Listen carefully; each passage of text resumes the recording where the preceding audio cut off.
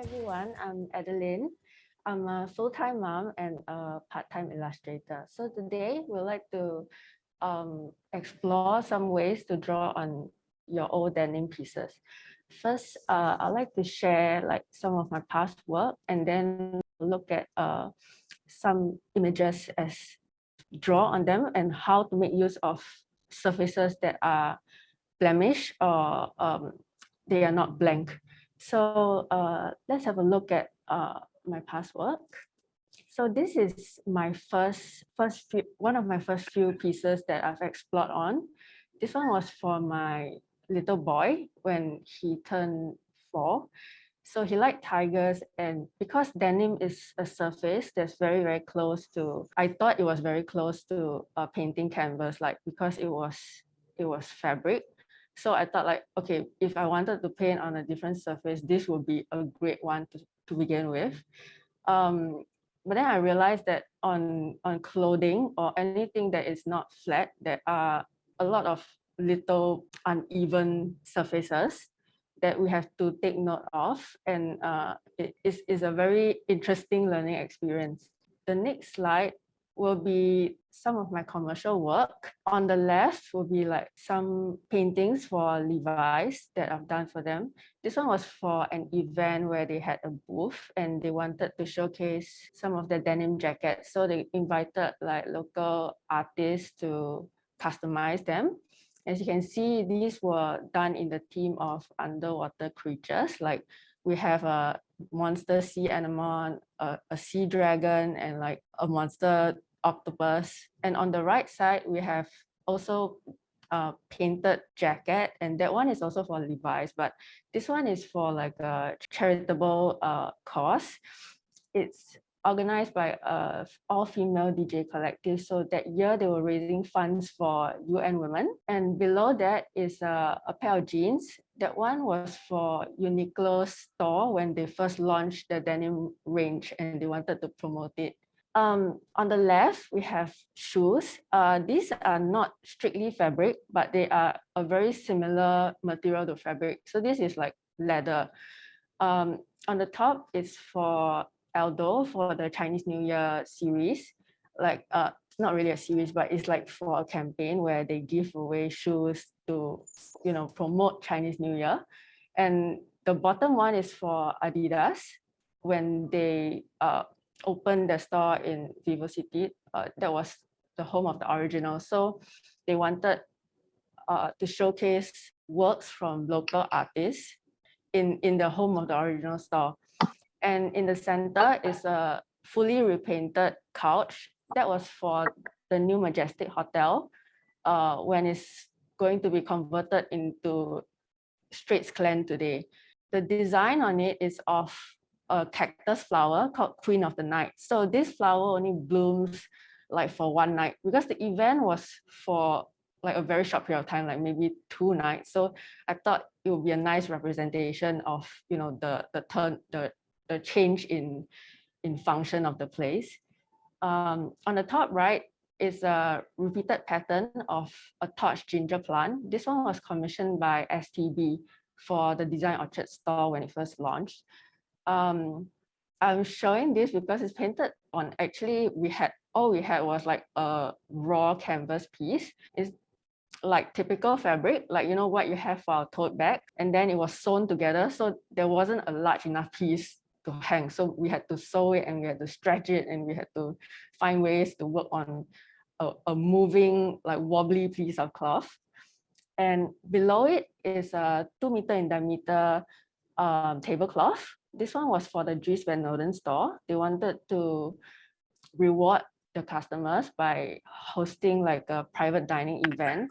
So I was commissioned to work on a tablecloth, which would be inspired by the look of the season that was designed. All these pieces, I'm sharing all these pieces because they are drawn on surfaces that are not meant to be drawn on originally. And I think there is an advantage to doing that because firstly, you take away the pressure of starting on a totally blank canvas. And secondly, you don't have like an expectation of things coming out perfect. You get to experiment without that guilt of like, oh, I ruined this thing, I now it can't be used anymore. It's more like you get to create stories around and create a new narrative and make something new again. So some inspiration on what we can draw on like blemished surfaces will be this. I take some inspiration from street art, where because the street, right, is a public place, and you get unexpected things happening. You can't control what's going in. It will never be pristine. So like, for example, we have SpongeBob here, which is actually like spilled paint, and now he's squashed because he's basically spilled paint. So you just add eyes and legs and suddenly it's something else. And then we have Pac-Man like gobbling up road markings, because the road markings itself, they are distressed, like they are not perfect. So like, you just add on to the story, like there's a story already there, and then you just add on to it and give it another spin. And then there are like random wall fixtures, you don't know what they are for, and you just imagine like it is used for something, like there are funny pixels coming out of it. So I hope you have some ideas on what you would like to draw if you have not already thought of it. So next, I'd like to share how I would go about it. Typically, what I would do is, for example, you see there is a hole in the back pocket here. And then instead of covering up the hole or sewing it up, I weave a story around that. Like here it is a kaiju caterpillar, and then it's busting a hole through the back pocket, and it's just shooting rays out of its eyes. So what I will do is I will sketch it out on a paper, and then try to gauge the size, because it has to be a trial and error thing, because this hole is already existing. You can't try to make it smaller. So after that, when I'm satisfied, I will cut out the design so that I will get like a nice silhouette, and then I will trace the silhouette out. Yeah, so you get like a nice silhouette, and then from here you can directly color in or draw your lines and color in if it's a light colored. Okay, but for dark colored surfaces, most likely we use a white base primer and fill out the silhouette first, because what primer does is that it creates a layer that is non-absorbent. So if you use your markers and directly draw on them, the fabric will absorb the marker ink, and your colors will not be as vibrant. So it depends on what you really want. Later during a demo, I will show you like the differences in when you use a primer versus you don't, and what are the pros and cons, and what we have to look out for. It depends on what look you're going for in the first place, but there are things to look out for. So actually it's as simple as this. Okay, so this is an example of like creating a story around the blemishes that are already there instead of covering it up. So here I have like a frayed surface on the shorts, and instead of covering it up, I drew a monster that popped out of the pocket, and he's blowing like fire. So he's the one that's destroying the surrounding area. So we can do that, or you can just paint an entire pocket white and then just create an entire scene from there. It's really up to you. So like I chose to showcase like the most complicated method, which is just the 3 steps above. So I'm going to start on a piece now. Like I'll be drawing. And if you have any questions, or if you want to share your drawing, please feel free to send them over, and we can have a look. Okay, as you can see here, I have an example of that caterpillar creature that I've just shown. So because I spilled some primer here, you can see like the colors without primer and with primer. So there is a marked difference in vibrance. And when you draw directly on fabric, what happens is that the denim absorbs a lot of the ink, and then you have to go over it a lot of times, which is why I suggested like we keep our design small for the first time. because what you get at a first pass will be something like that, which is very, very sketchy. So this is why I recommend like we keep it small when we begin. The not so great part about primer is that when you prime, it hardens the surface of the denim. So what happens is that if you have very pronounced grooves on your denim, the primer will make it even more pronounced. It will be even more like the texture will be more pronounced. And then you will have like little white gaps in between that we have to slowly fill up.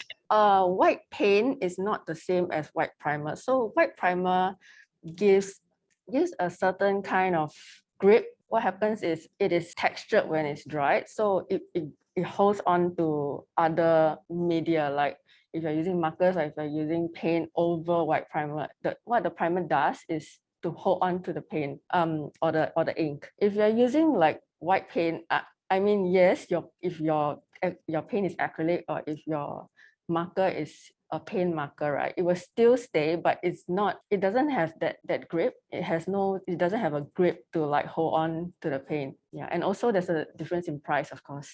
So we don't use white paint to prime things because it's too costly to do that. It's not meant for that purpose. Yeah, I'll get back to drawing.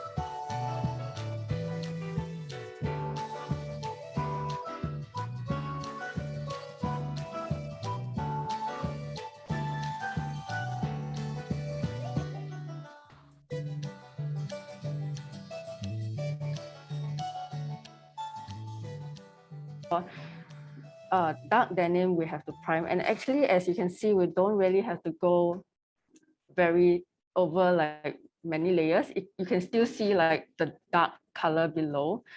The whole point is just to lift up the color, because as you can imagine, if you do directly, it fades in. You can't really see the color coming out. It will go directly into the dark fabric and you have to go a lot of rounds. So what I would recommend is we do a light primer. Yeah.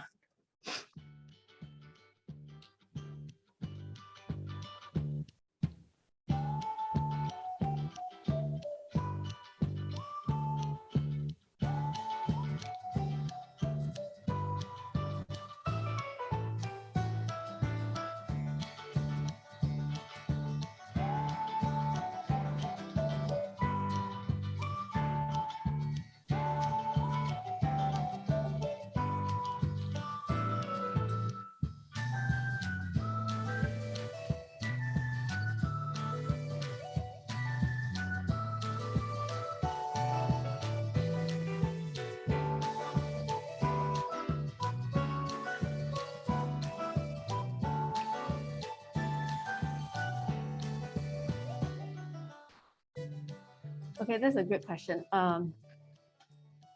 Usually I would put a backing for the first time, because when I first did this, I had no idea like how much primer to put. So I would put a backing, but never put like paper or anything that's absorbent. Always put like plastic or wax or things that will repel water, because your paper is going to get stuck to the back of the denim after that if the primer ever seeps through. But if you have nothing to put on a backing, general rule of thumb is just go very lightly, like go very sparingly on the primer. I think something like that will be enough. Like, doesn't need to be even, as long as there's a white base, so that the fabric does not absorb too much of the color.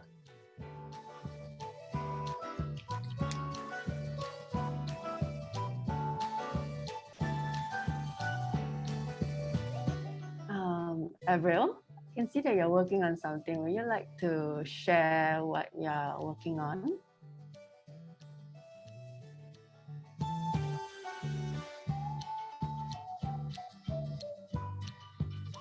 Oh, that's nice. Okay. Would you like to talk about your work? Like what's the idea behind it and why you have chosen to draw that?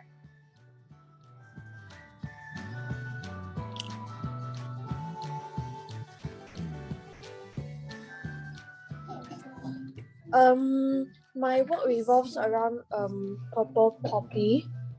I decided to go with it since poppies are usually very easy to draw. They're just circular bumps. Right. Okay. That's great.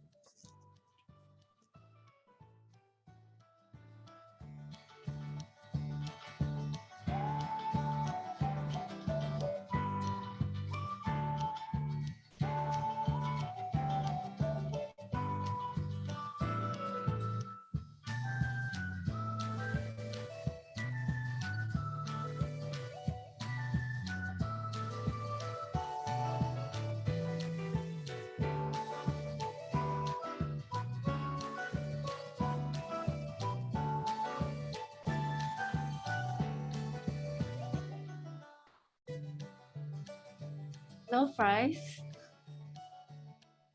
Hi. Would you like to share what you're working on? Oh, that's cute. That's great. Yeah, I love what you've done.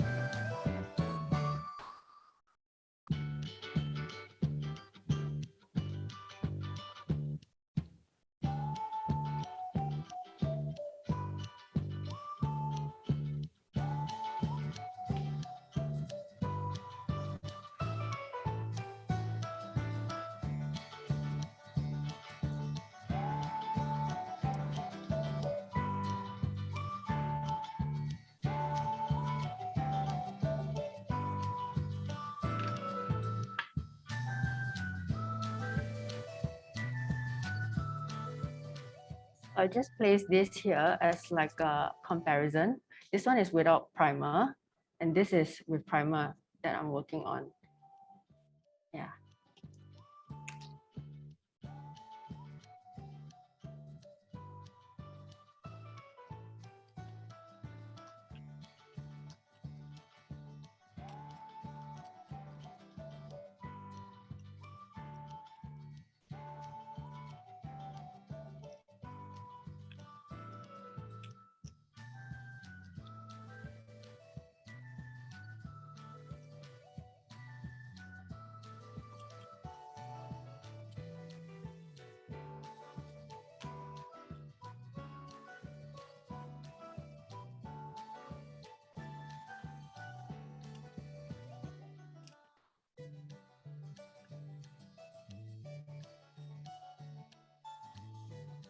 Okay. How I usually go about coloring is I will start with the lighter colors first, especially if there's no blending to be done, so that like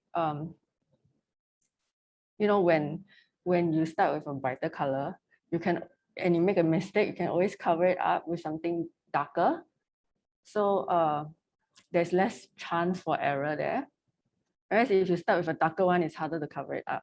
I mean, in this case, you can always use primer to cover it up, but then it would just make the fabric very tough. Like we try to keep it soft so that it's washable.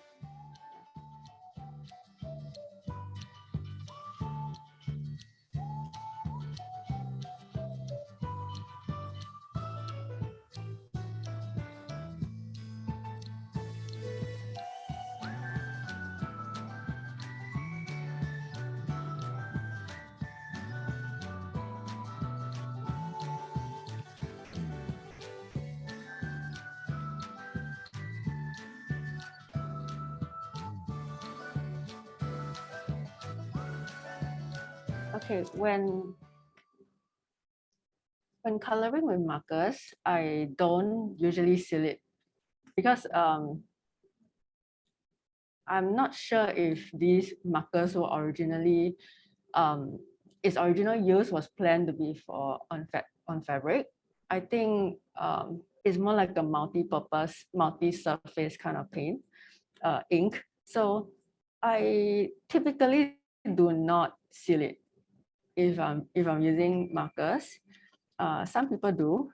There are other resources online with people that do, but personally, I have not found a difference. You know, I have painted my own jackets and they survive pretty well in the washing machine or like, you know, hand wash. Just never ever scrub the surface hard, like with anything that is printed or painted. Even if you buy it from the store, never scrub it hard, never iron on the same side.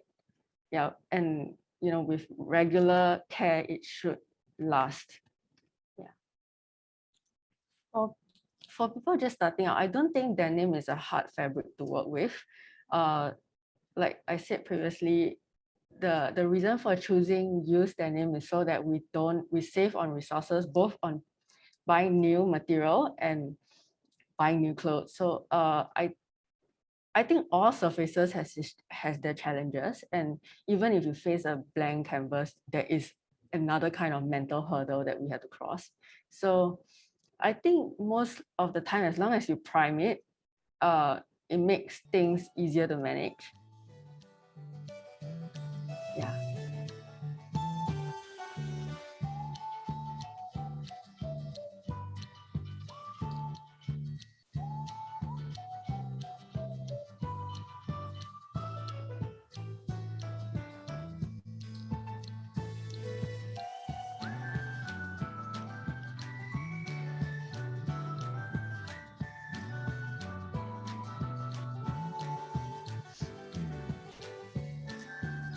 Actually, I don't blend colors with markers.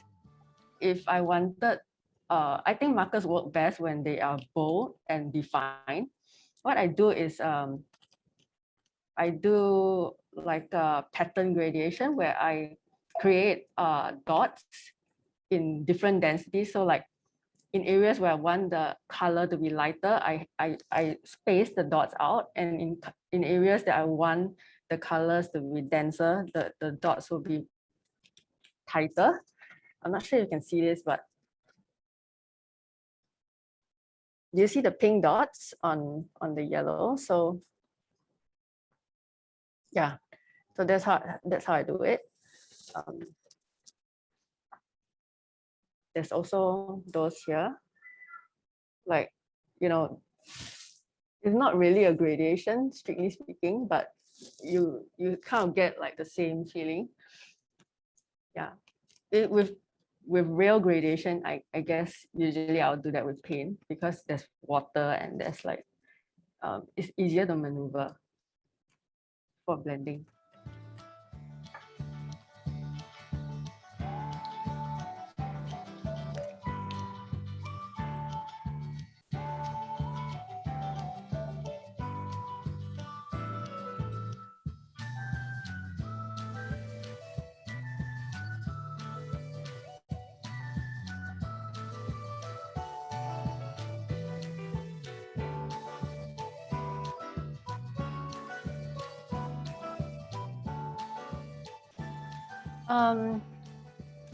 I made that when he was a very small child. So now he's like double the age already, and within a few months he couldn't fit into it. Yeah, so it's kept away.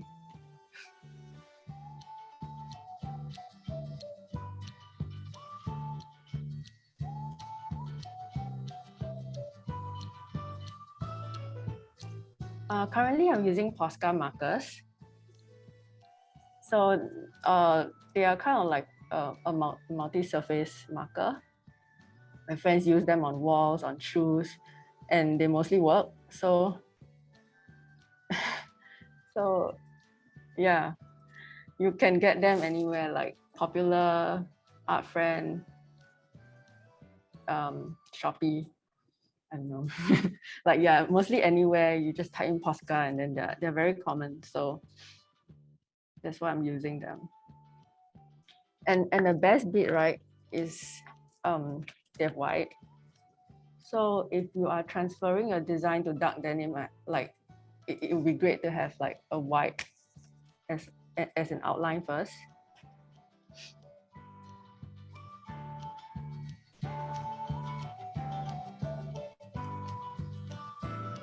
The white is quite strong, so.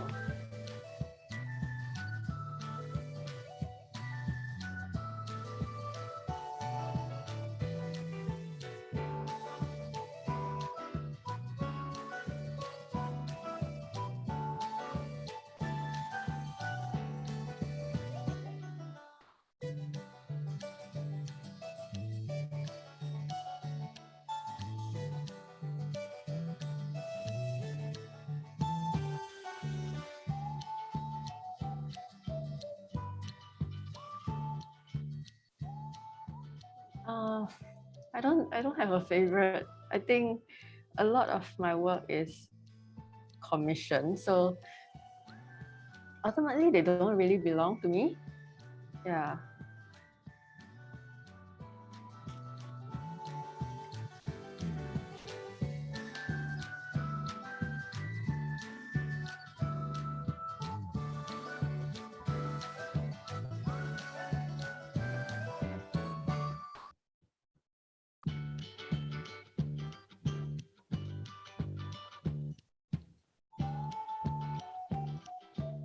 I price my work according to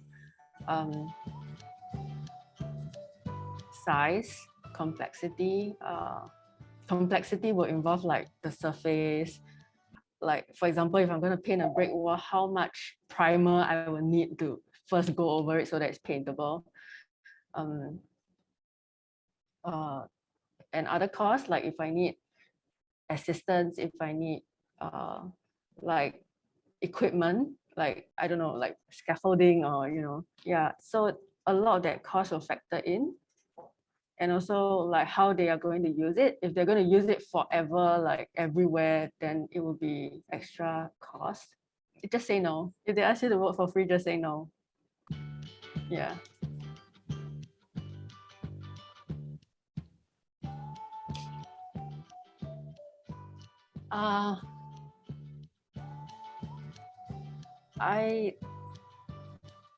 Okay, so there's a little story on how I came to, I won't say it's a good imagination, it's more like how I came to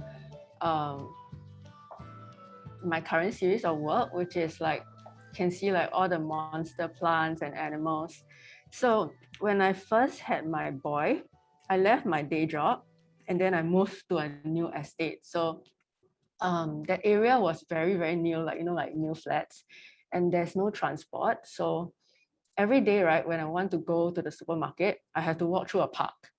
And, when you don't have a day job, right, your hours are different from everyone else. So I walked through the park and the park was empty, like, as in there were no people there. And for me, right, my life before that as a designer,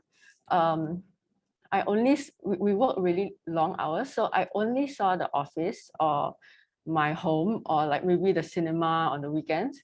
And to me, like nature is always plants, like not like very regular plants, like a tree at a car park or like grass patch at a car park. It's not like I walk through a park where there's no one.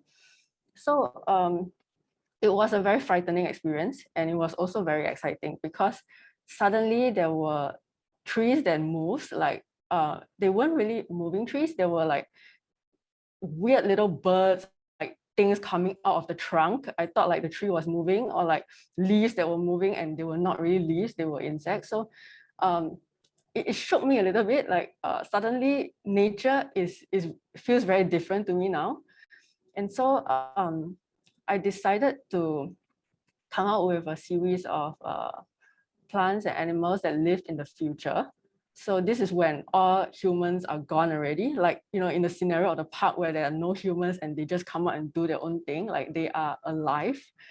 yeah, so that's how I got inspiration for the current series of work.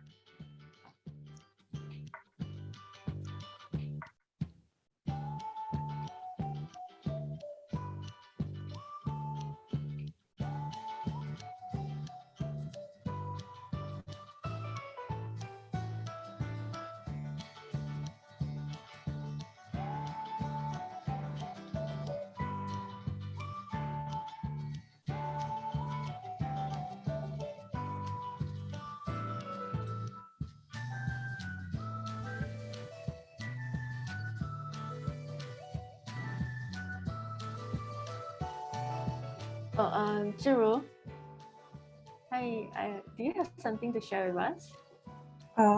Okay. Yeah, so my doesn't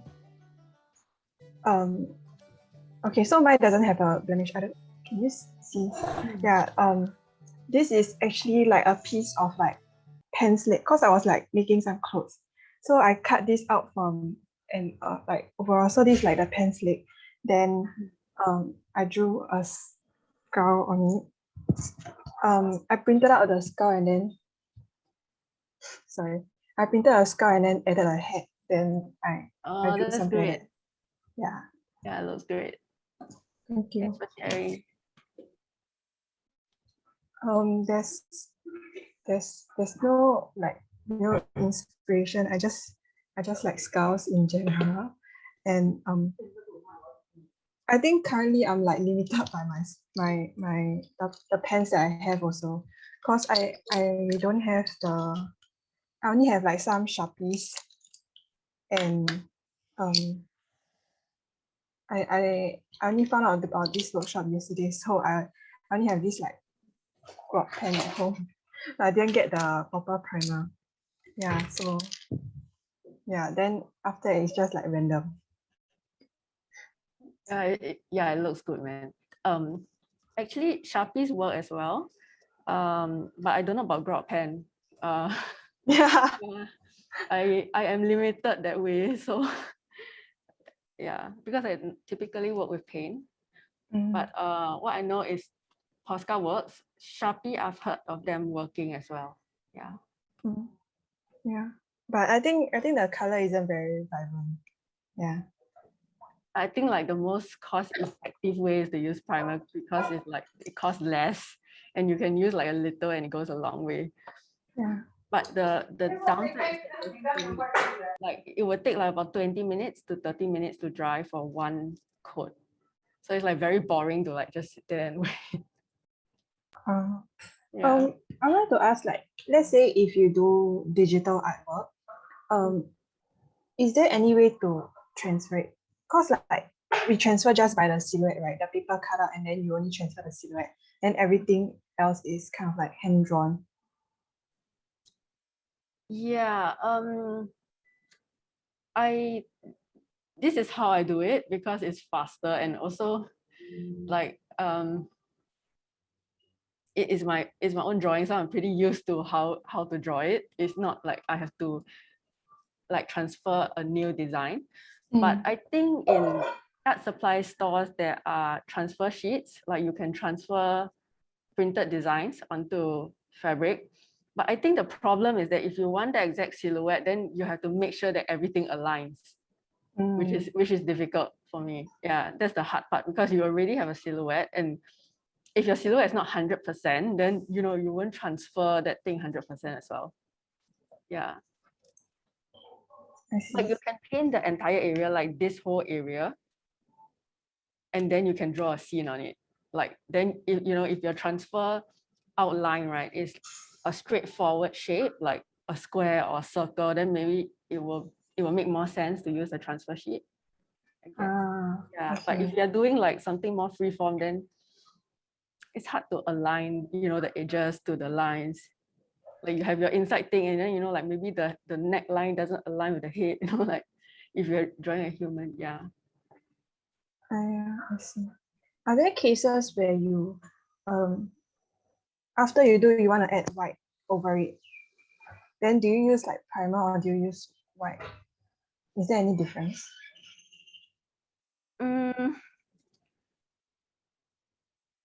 I have not tried that before. But if you don't have primer and you have white paint, then I guess I usually go for the most cost-effective way, because a lot of times, yeah, a lot of times drawing on fabric is like an experimental thing. There's no 100% way of getting it right, meaning that there's no like right or wrong way. It's not meant to be drawn on in the first place. So it's like, yeah, all of us are just like hacking it. Yeah, but I will choose primer because it's meant to do that job, of preparing the fabric. And I find it softer, like there's less tendency to crack. So yeah, if you lay on the paint too thick, right, it will crack. Like when it dries and you like move, or when you wear it, it may crack. So yeah. Alternatively, you can mix that, but that's complicated. So you have to mix like acrylic paint with fabric medium to a correct proportion, store that thing in a bottle, and then use only that. So I think, yeah, for clothes, I don't think people wear them that often that it will, like actually be distressed to that extent, or like wash them so often. So I think actually a primer will serve its purpose if you really just want to wear it and display it.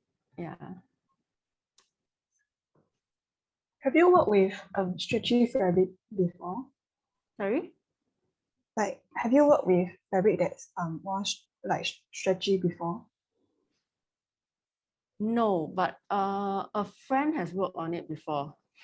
Like I had a friend who was painting on nylon, like shoes, those shoes that are a bit like socks, like the Nike Fly Knit.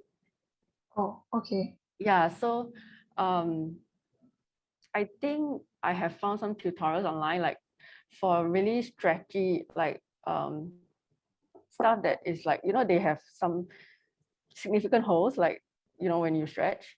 There is a brand of paint called Angelus. I can't remember what is it already, but it's really pricey. So yeah, it is fabric paint and it seems to work on those materials, but I haven't tried it myself. Yeah. So, Okay, thank you. okay, no problem. Delilah. Hi, Delilah. Hello. Would you like to share what you're working on? For today, I wanted to do, oh, I don't know if you can see, but it's just some mushrooms. Yeah, so it's just some mushrooms, but I didn't have like the materials needed. So I had to, so I asked just now about the acrylic. So I didn't have primer at home. So I just had to layer like white paint first. And then, so I just outline because I don't have the colored marker also. So I'm just trying with some black permanent marker and some liners I have. So like it's quite wasted that I couldn't try colored, but like I was thinking to just do some line work for today and then try color another time. Do you have colored acrylic paint? Yeah, I have colored acrylic paint, but no markers. Yeah. Sorry? I don't. Okay.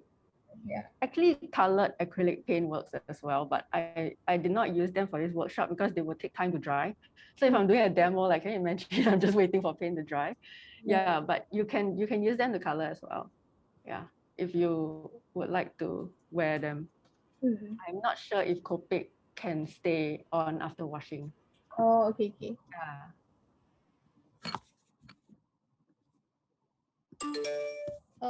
I choose mushroom because I kind of like the like garden aesthetic of like flowers and mushrooms and like plants. So then that's why I decided to draw mushroom. Yeah. I like plants also.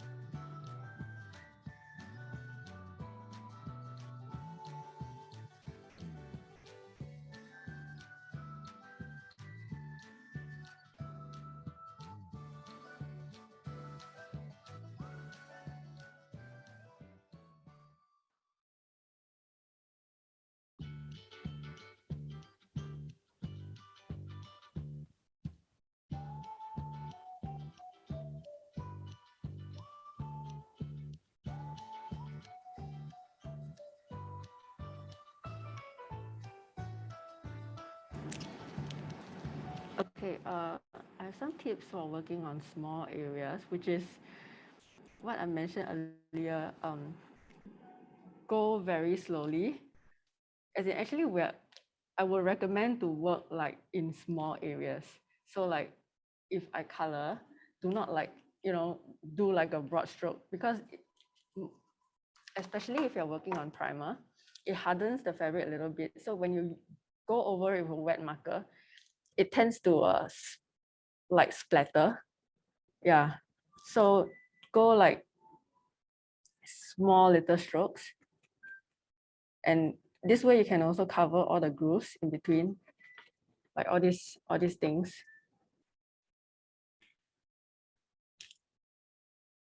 Okay, no, that's not a good example. Like if you look at this, yeah, all these in between grooves, you can cover them if you go like very slowly.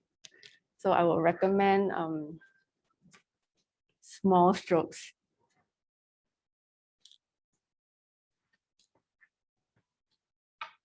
Whether you're working on big or small areas.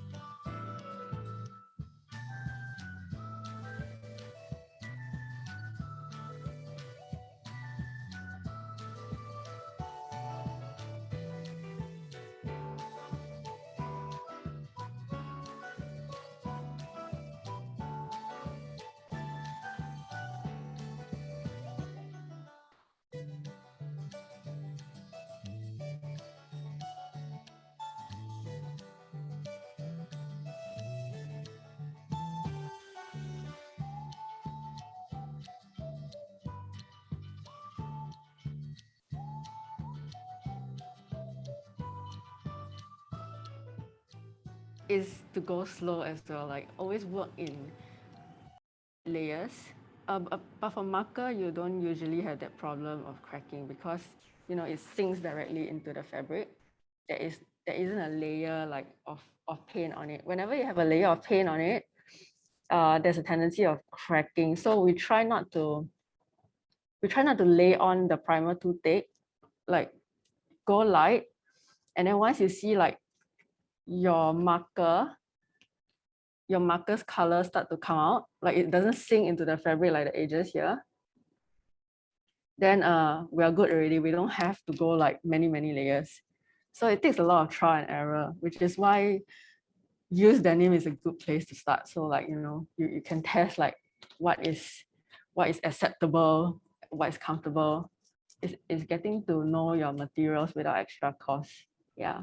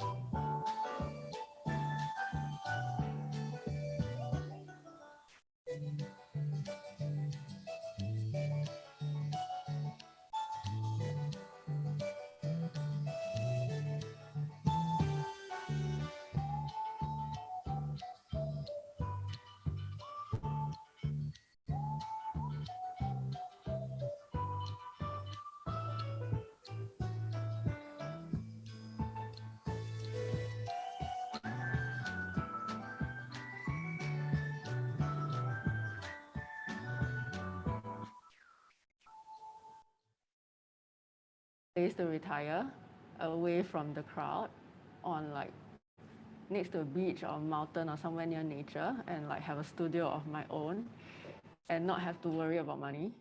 So that's like the dream.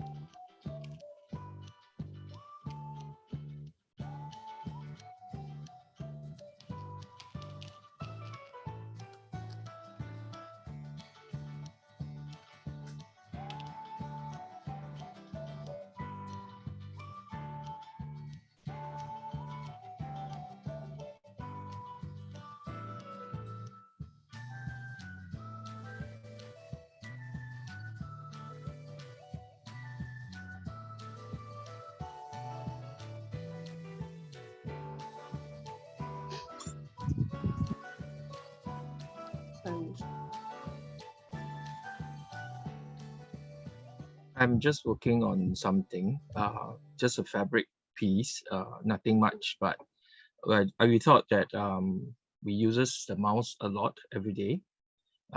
Then what do we decide to do with the mouse? So I had a drawing of a mouse, and we often click on the right side, right, of the mouse, and we see a lot of ugly stuff most of the time. But I think when we choose to click on the left, then what do we create and what do we choose to do that makes the world a bit better for others as well. Yeah. Interesting idea. Thanks for sharing.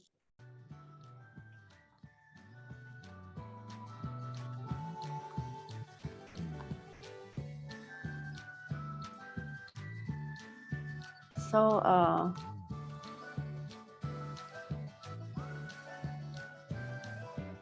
the main things to remember for me is never overload with the primer. Always go slow on layering on the primer. So go light until like the moment you see like it brings out the ink, then we can stop already. We don't have to put on too much primer. It doesn't have to be like a bright white before you start. So as long as it covers the very dark areas, is good to go. Another thing is the same for when you're using the markers, go small strokes, like dot-like strokes, so you can fill in like small areas. Because denim fabric has like a lot of grooves, so when you go small, you get to fill in all the little gaps in between.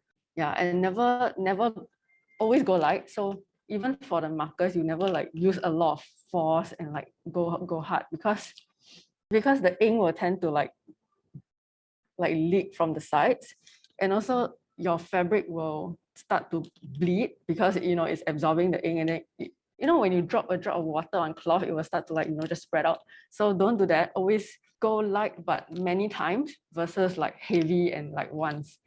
Yeah. So those are the general tips I have.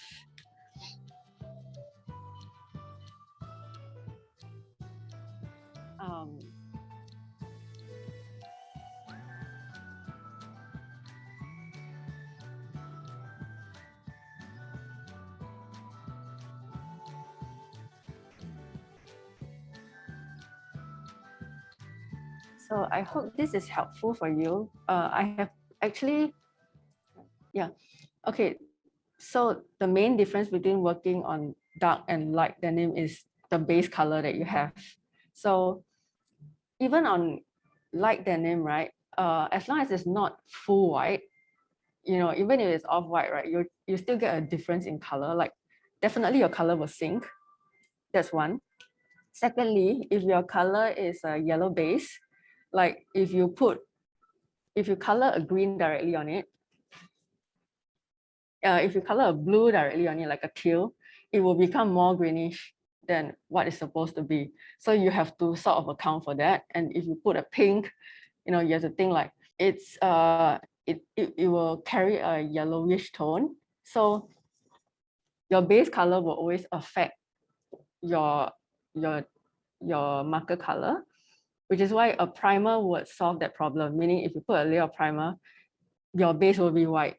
So then there's no like, oh, I have to think about it, will it be a yellow tone? If that is very important to your design.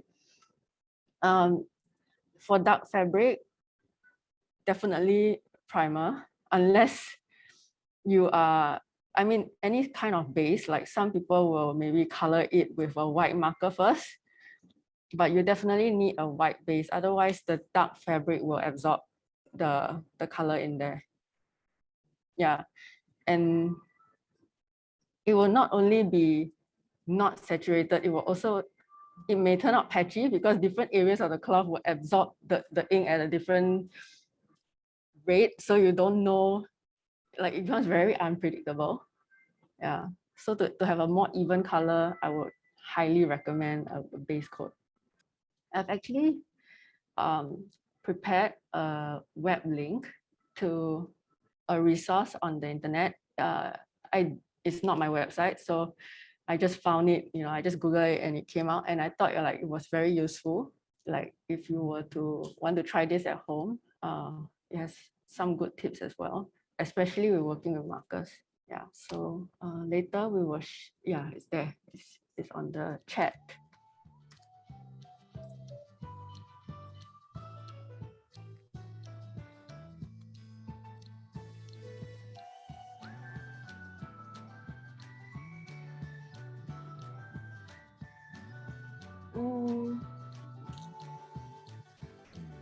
I I have no advice except I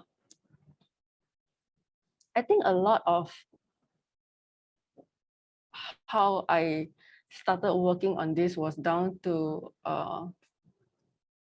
luck, and yeah, it's a bit of luck, and I guess just keep doing what you feel motivated to do. Like, you know, you have to want to do it all the time, not because it's work. So when you want to do it, you will keep going at it, and then I think it's also a bit of luck. So you can't be, I think like a healthy way to think about it is it doesn't necessarily have to be a career. Like, I think the best takeaway is that you enjoy doing it. So you can have something else as a career and still be happy doing this. And if you manage to make this into a career, then it's a plus.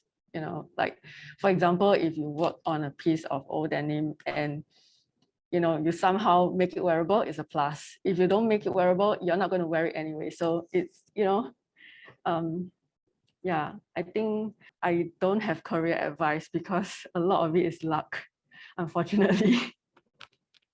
Yeah. So I hope this is helpful for everyone. Thank you for taking your Sunday out to come to this workshop. I can be found on Instagram at yellow, like YELL0W, if you like to reach out or you have any more questions about this workshop. So thanks for coming. See you around.